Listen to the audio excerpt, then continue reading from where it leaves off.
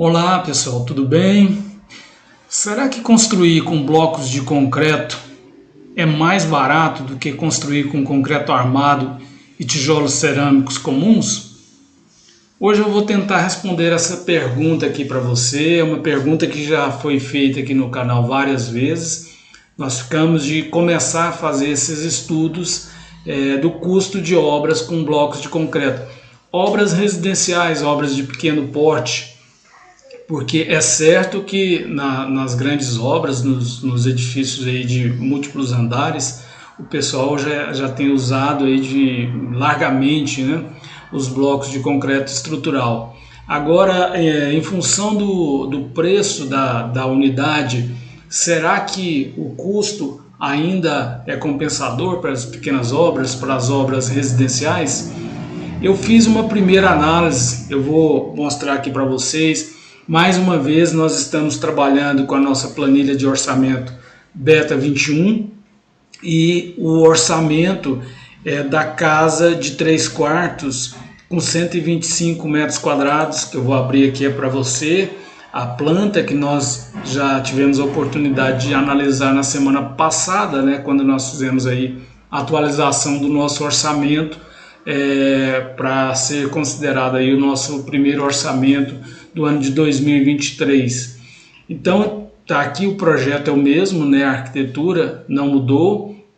E o que nós mudamos, o que basicamente nós alteramos quando a gente parte para construir uma casa com alvenaria estrutural?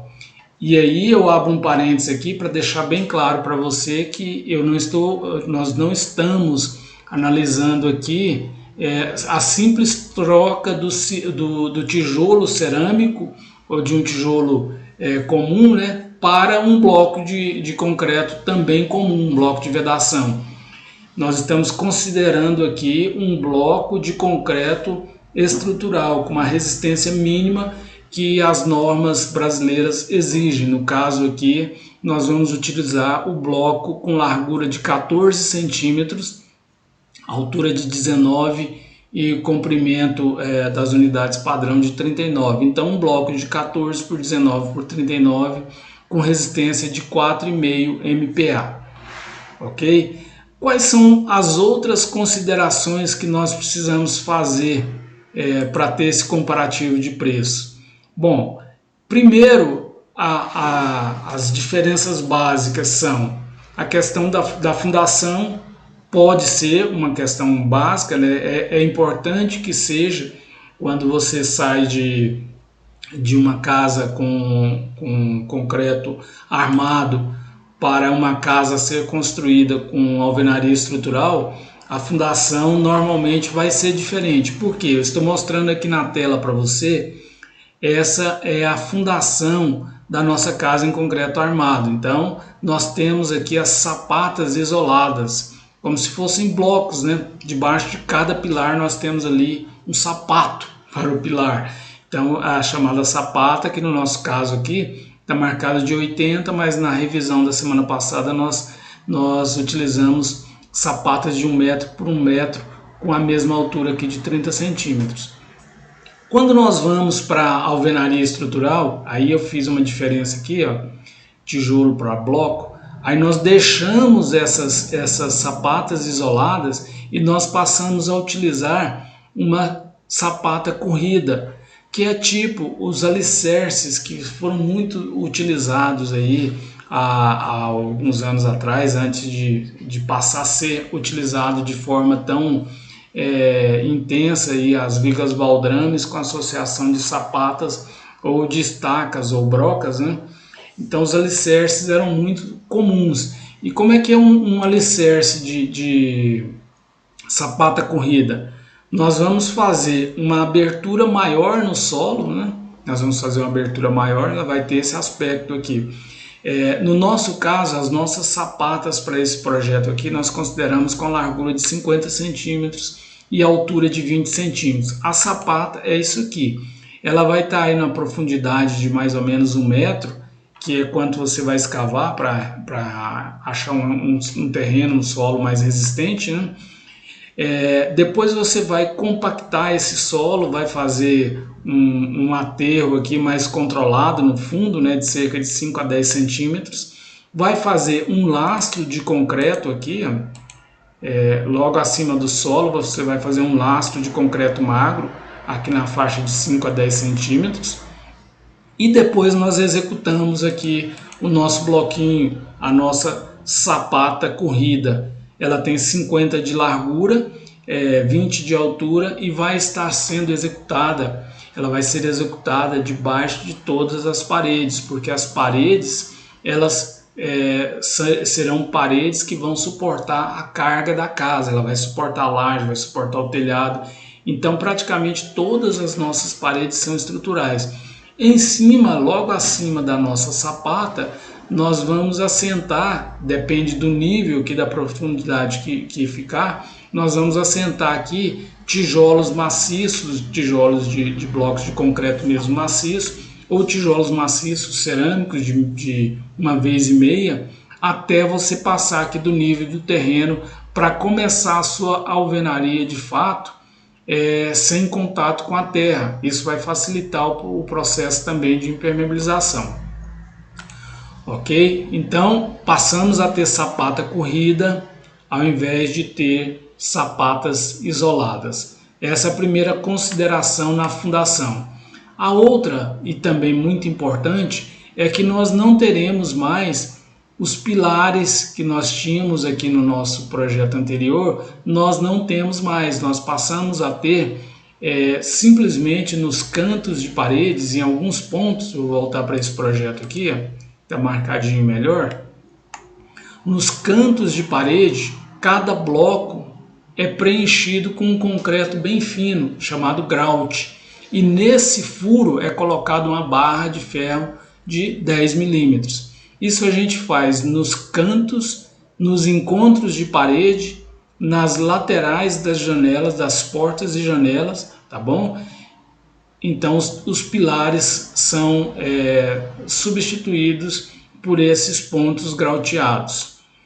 As vigas, nós deixamos de ter a viga baldrame também, ela também é substituída pela nossa sapata corrida, então nós deixamos de ter sapatas isoladas e vigas baldrames e passamos a ter sapata corrida. Só fazer uma observação que no caso aqui da nossa casa é um caso particular, mas no caso da garagem nós vamos continuar com as nossas sapatas isoladas. São 3 sapatas que nós temos aqui, ó, porque nós não temos paredes nesses locais, tá bom? Nós temos só os pilares, em cima deles nós vamos ter uma viga para receber aqui o telhado ou a laje que seja, né? Então, além do grout, dos pontos de grout, nós também teremos as nossas vergas e contravergas, vergas sobre as janelas e portas e contravergas debaixo das janelas. Todas nós teremos aqui, ó, passando de pilar a pilar. No nosso caso aqui, a nossa consideração. Na verdade, nós fizemos o seguinte, vou até corrigir. Nessas janelas grandes que estão localizadas aqui bem no meio da parede, né, distante dos pilares, nós fizemos aqui os pilaretes do lado da parede. Então a nossa verga e contraverga, ela passa 30 centímetros para cada lado. Ela só vai até os pilares nos casos aqui em que o vão é pequeno, como nos banheiros. Tá ok? Então, diferença número 1, fundação, sai sapata isolada e viga baldrame, entra sapata corrida. Diferença número 2, na estrutura, saem os pilares de 14 por 30 com 4 ferros de 10, dependendo do local, estribos aí, né? E entra simplesmente o enchimento dos furos nos pontos ali em que eu mostrei para vocês, com grout e uma barra de ferro. As vigas são substituídas por cinta. A última fiada passa a ser uma fiada de canaleta, que é preenchida também com grout, e nós passamos também uma barra de ferro. E a laje descarrega em cima dessa última fiada da cinta, que é essa aqui que nós estamos vendo no corte. Nesse caso aqui coincidiu da nossa canaleta de cinta estar bem em cima da canaleta da nossa verga. Então por isso nós estamos vendo aqui duas canaletas e logo em cima delas a laje. Uma outra observação que aqui é importante também dizer: acima da laje nós continuamos com tijolos cerâmicos, porque aqui não há necessidade que esses tijolos sejam estruturais. Ok? Então, passado aqui pelas observações do projeto, vamos lá para o nosso orçamento, vamos abrir a nossa planilha Beta 21. Então, todos esses dados foram levantados novamente, né? Eu fiz um levantamento da quantidade de grout, da quantidade de ferros diferenciado do nosso projeto anterior, informei essas quantidades aqui na nossa planilha e esses dados foram atualizados. Então, nós geramos aqui um comparativo em que o nosso projeto, considerando concreto armado, tijolo cerâmico, fundações em sapatas isoladas com uso de viga baldrame, o nosso projeto ele custava R$ 227.119, sem o BDI, tá? Estou falando só do custo direto. E com as nossas alterações, mesmo com um bloco de concreto de 14 por 19 por 39, nós ainda tivemos uma redução aqui. O nosso projeto passou a custar R$ 219.341. Então nós tivemos uma diferença de R$ 7.700, uma diferença percentual de 3,42%. O nosso custo por metro quadrado, que era de R$ 1.813,33, passou a ser R$ 1.751,23. Então, concluindo aqui para a nossa pergunta central, é mais barato ou não construir com blocos de concreto? Sim, é mais barato, e nós vimos aqui e eu tenho algumas observações a fazer aqui para vocês. Bom, primeiro, nós utilizamos um bloco de concreto de 4,5 MPa, que é a resistência mínima para blocos de concreto estrutural. A maioria das empresas de bloco, pelo menos as que eu consultei, trabalham com os blocos com essa resistência. Então ele tem um preço, é um bloco de 14 por 19 por 39. Esse bloco é a largura mínima que pode ser utilizada em construções com mais de 2 pavimentos. Então você veja bem que aí já tem um gancho para uma oportunidade de redução do custo. Por quê? A norma admite que você utilize blocos com largura de 12 centímetros, de 11,5 a 12 centímetros, em construções de até 2 pavimentos. Então, se você vai fazer um sobrado, você pode utilizar um bloco estrutural de 12 centímetros. E para casas térreas, que é o nosso caso aqui, é possível utilizar blocos com 9 centímetros. Aí vem uma dificuldade que você vai ter dificuldade, de conseguir esses blocos no mercado, mas fica aí uma possibilidade de redução de custo, porque se o bloco é menor, teoricamente ele pode ser mais barato, dependendo do fornecedor. Uma outra questão particular que eu já consultei aqui na minha cidade, né? Pelo menos em um fornecedor, a diferença de custo ou de preço do bloco de 14 para o bloco de 12 era mínima, era tipo 10 centavos, no máximo 20 centavos. Então realmente nesse fornecedor não se justificava, mas fica registrado como uma possibilidade de redução de custos. Outra questão aqui é que nós estamos trabalhando com os preços do Sinap. Então talvez, se você fizer aí uma consulta, uma cotação mais apurada, talvez você consiga blocos com valores mais baixos ainda, né? E dependendo da sua mão de obra. Então, principalmente nessa questão da largura dos blocos, eu enxergo aí uma possibilidade de redução do custo considerável. Além disso, em construções térreas e de até 2 pavimentos, Você pode utilizar também os blocos com resistência de 3 MPa, então você vai sair de 4,5 para 3. Aí vai precisar, logicamente, você consultar o seu engenheiro, o seu projetista e pedir para fazer um cálculo e ver se a sua edificação pode utilizar esses tijolos. Então eu achei bem interessante que mesmo aqui nós utilizando um bloco de 14 centímetros de largura com 4,5 MPa, a edificação ainda ficou 3%, quase 3,5% mais barata. Então, realmente, o bloco é uma alternativa que não pode ser descartada. Você tem que averiguar, verificar aí com seus construtores no local, aí na sua cidade, a possibilidade de ter um orçamento para a construção da casa no sistema convencional e da casa com blocos de concreto. Tá bom? Porque se nós chegamos aqui numa diferença de 3,5, talvez você trabalhando esse número melhor aí, você vai chegar numa diferença mais significativa.